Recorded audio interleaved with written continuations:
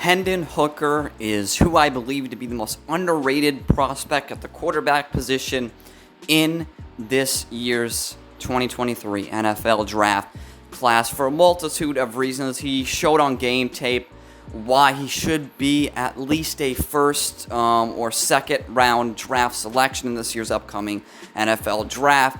Some of my positives that I took away from his game is he has a great arm.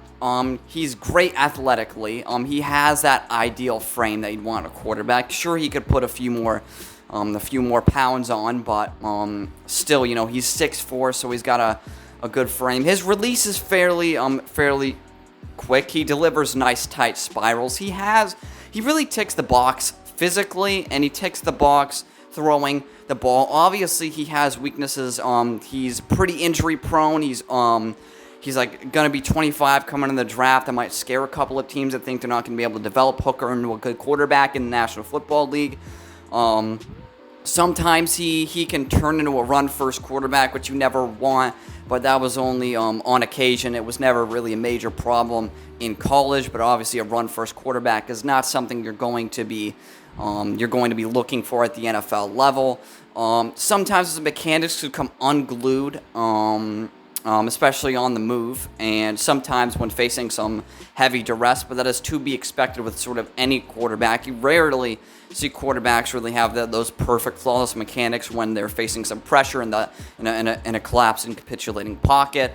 So obviously that'll be worked on at the next level. It's not as bad as like Will Levis or Anthony Richardson. It's sort of a minor problem.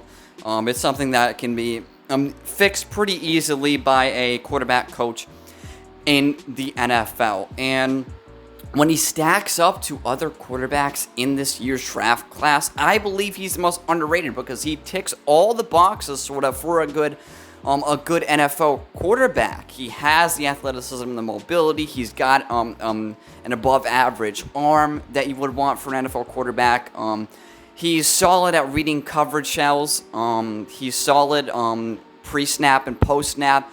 He's a guy that can really operate at a very high level when you give him a pass-heavy sort of system. And obviously the scheme that he ran is like totally different from what is run in the National Football League. So there'll be sort of a learning curve that comes with that. Obviously, as for any quarterback, Stroud, Young, even Levis will have to learn their new scheme going into the pros, but it's to be expected coming out of college. So why do I think he's the most underrated quarterback in this year's class? It's because there's not many people talking about Hendon Hooker. There seriously is not many people talking about him.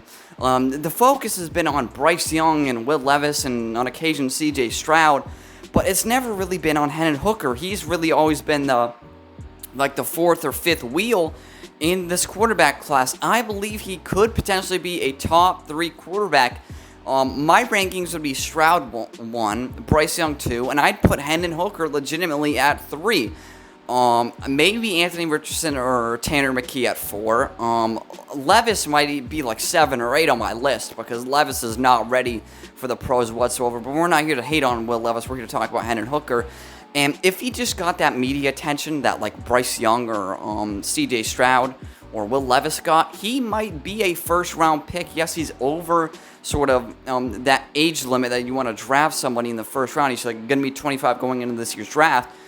But that doesn't mean he's not a fundamentally sound quarterback with all the tools needed to be the future of a franchise. He's still going to be 25, which is pretty relatively young for an NFL quarterback.